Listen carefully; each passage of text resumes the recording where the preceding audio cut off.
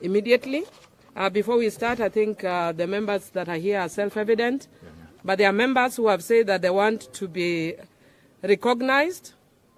They are not here, but they are part of the team, and they've said that we must mention their names specifically. Apologies from Honorable Chris Wamalwa, MP Kiminini, Honorable Elisha from GEM, Honorable Mishimboko, Honorable Aisha Jumwa, Honorable Tendi Mwambira, Honorable Rose Nyamunga, Honorable James Koyo, Honorable Rosa Buyu, Honorable Elsie, Women Rep Kakamega, Honorable Tom Odege, Honorable Janet Ongera, Honorable Adagala, Women Rep from Vihiga. And having said that, we are going to read our press statement entitled Launch of Economic Liberation Program by National Resistance Movement of NASA, November 3rd, 2017. And I'll ask Honorable Florence Mutua, Women Rep from Busia County, to start. Thank you.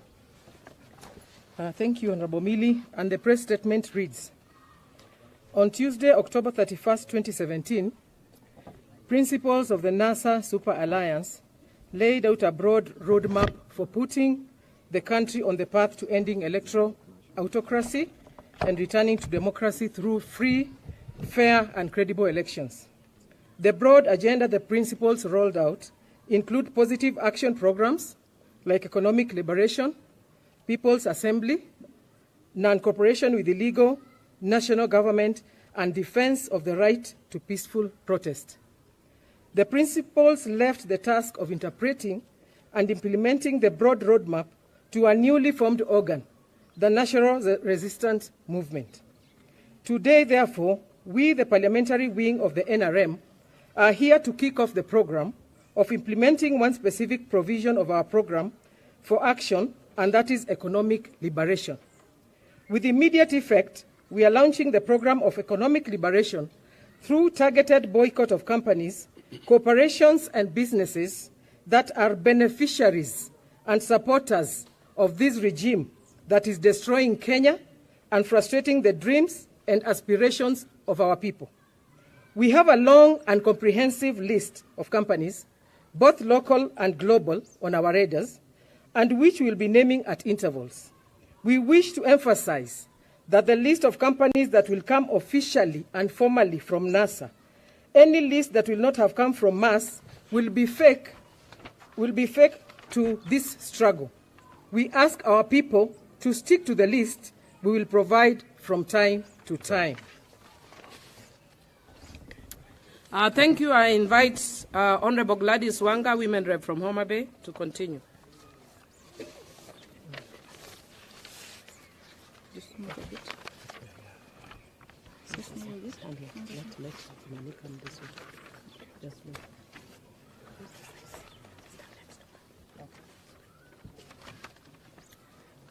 Today, and with immediate effect, we call on all Kenyans who believe in free, fair, and credible elections to boycott products of the following companies.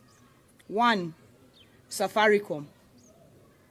And we do understand that it might not be immediate for our members to move and find alternatives, but we are giving our members until Friday next week to migrate from SAFARICOM. 2, Brookside dairies. And this includes Brookside, Ilara, Molo Milk, and Delamere, and all products produced by Brookside Dairies. 3, BIDCO Industries. And as our members know, this includes Kimbo, Elianto, Golden Fry, Bahari Fry, White Star, BIDCO itself, and any product with a BIDCO label on it. Besides frustrating the legitimate democratic dreams and aspirations of Kenyans, these companies have the blood of Kenyans in their hands, and systems by providing solid backing for the Jubilee regime and platform for rigging of elections. The rigging of elections has led to the death of innocent Kenyans shot dead by police in 2007, 2013, and now 2017. Okay, we are calling on Honorable Godfrey Osotsi from ANC to read. Thank you very much. In August, a 10-year-old Stefan Mora was shot dead in Mathare North Area 2 for no reason at all. We all remember that Chris Musando was tortured, killed because the Jubilee regime, with the backing of these companies, needed power at all costs to continue benefiting these companies, and the list is long. These companies provide goods and services supplied by people with the blood of Kenyans on their hands. They provide goods and services supplied by people who support those with the blood of Kenyans on their hands. This company provide goods and services which are used to abuse the rights of Kenyans and result in the death of many Kenyans. Their goods, services, and the market proceeds are used to support people who have the bloods of Kenyans on their hands. Thank you. Okay, our next, the next person will be Honorable Pasaris, Women Representative, Nairobi County.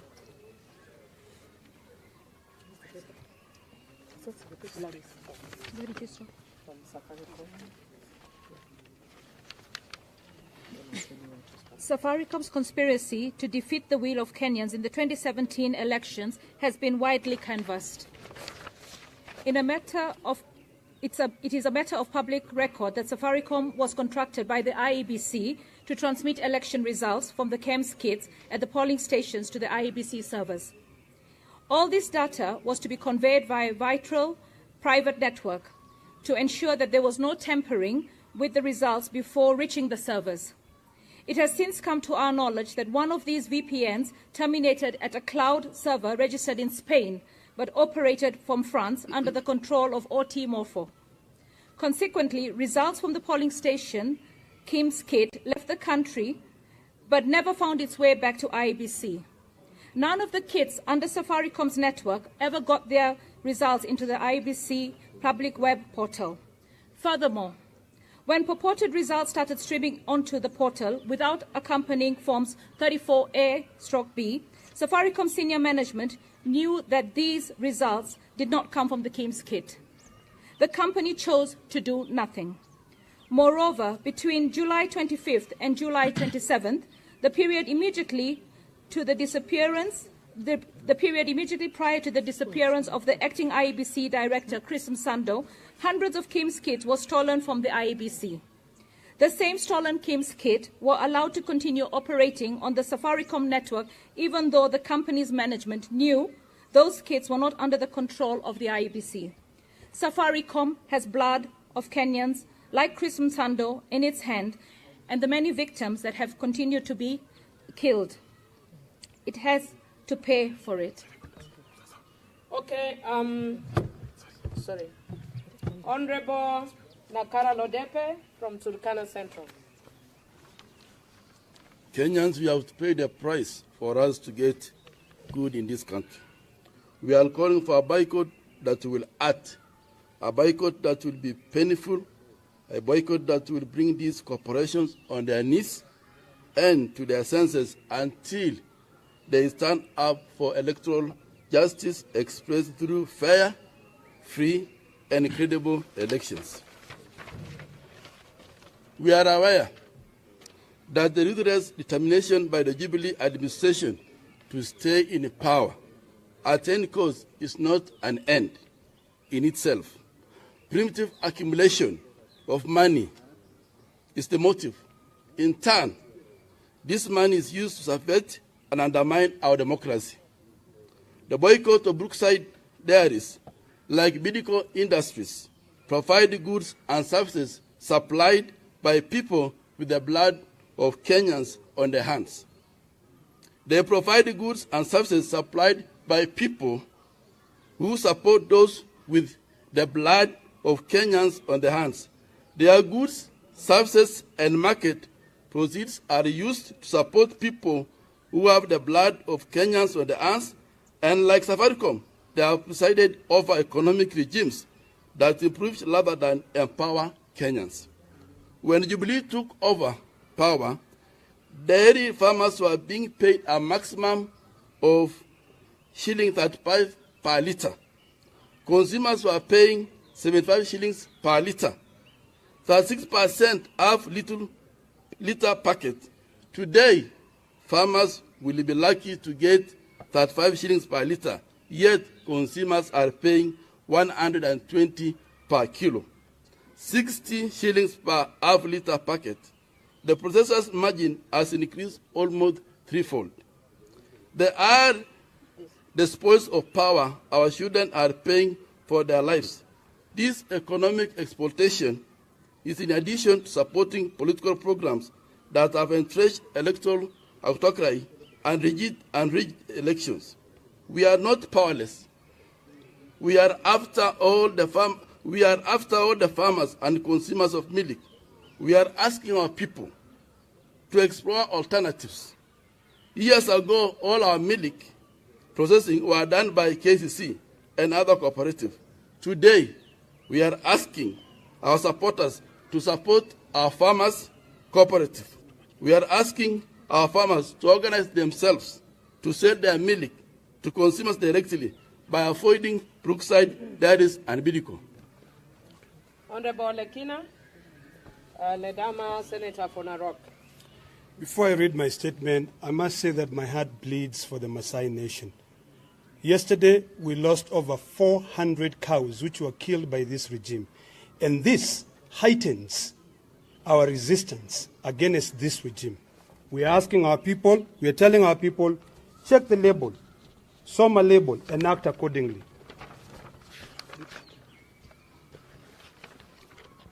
Product by product, we will liberate ourselves from oligarchy, monopolies, and cartels.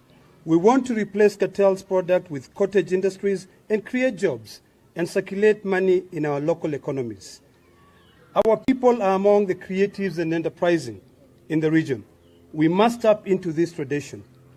We can manufacture soap and cooking oil in our backyards and save ourselves from BIDCO. We can produce edible oils and support our local farmers to produce oil crops.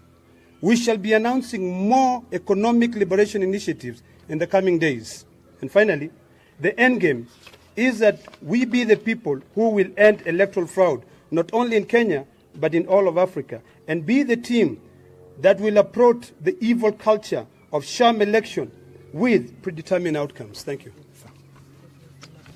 SAFARICOM resist. SAFARICOM Resist. SAFARICOM Resist. Brookside Dairies Resist. Brookside Dairies Resist. BIDCO Industries Resist. BIDCO Industries Resist. Jubilee Resist. Jubilee Resist. Uhuru Kenyatta Resist. Uhuru Kenyatta Resist. William Ruto Resist.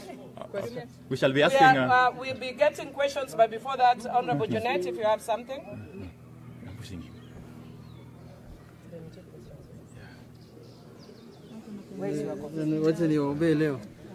And today was Friday, so I'm the one praying for the team so that they can resist. Jubilee. Resist. Uhuru Kenyatta. Resist. BIDCO. Resist. SAFARICOM. Resist. Brookside. Resist. William Ruto. Resist. Bas. Now, this is the beginning of the liberation of our country. When what we are doing today is we are taking action on behalf of Kenyans for corporates who decided to go in bed with the Jubilee regime to deprive Kenyans of their rights, their political rights, and their will to express their political rights on whom they want to lead this country. SAFARICOM has played a role in 2013 elections. They have played a bigger role in 2017 elections in circumventing the will of the people of Kenya. And when you see NASA saying that we are going to boycott certain companies and products, these are not small people. This is a huge population of this country. NASA controls 70% of this country. A population of 45 million, NASA controls 25 million people in terms of population. and they are 10 million strong when it comes to voting power out of the 19 million voters. So if these corporates thought that they can have their way by going to bed with a regime that is killing the Kenyan dream, then their days are over, and I think they will realize in the next 2 months that they are supposed to be neutral in a country when it comes to political issues. Asante. Honorable Wandai. I thought there would be questions, but if there's none, yeah, basically, any question? But then, yeah. We are seeing the journalists are resisting questions. No. There's one there. Go ahead, please.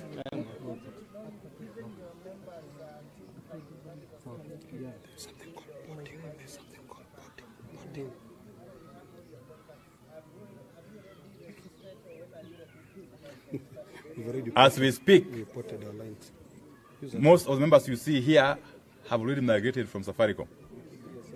The few who haven't migrated for whatever reason will be migrating by the end of today. 10 minutes, they are done. You won't find us on SAFARICOM. And we are appealing to all our supporters, wherever they are, that the alternatives are many.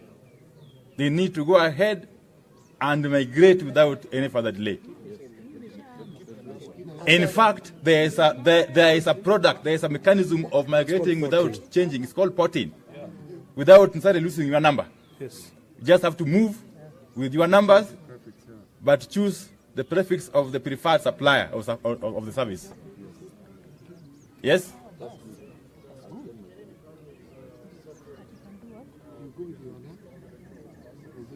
Please speak up.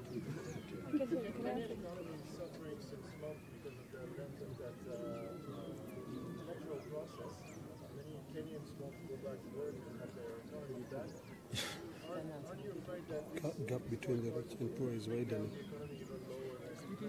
Firstly, when you talk about Kenyans, I don't know which Kenyans, because contrary to the assertion you have, most of the Kenyans are actually eager to see a return of democracy in this country. And most of Kenyans are tired of the culture of electoral theft that has been entrenched by the Jubilee administration in this country. And many Kenyans are jobless. And the economy is already on its knees under the administration of Jubilee. And therefore, there is no price that is too high to pay for democracy to be brought back into the country. Yes. The law has already changed. The law has already changed. That is gone. Who said it is permanent there? I didn't get it clearly, but of Jomo Kenyatta, yeah? Constitutionally legal.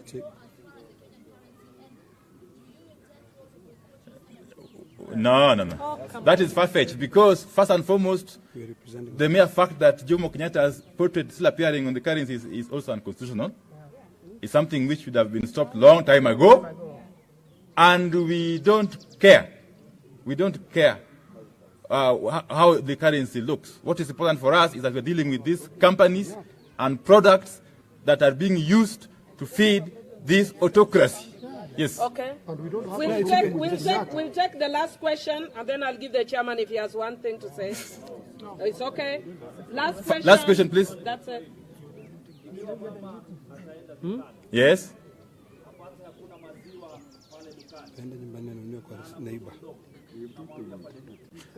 Tumesema ya kwamba kuna products mingi sana na watajipanga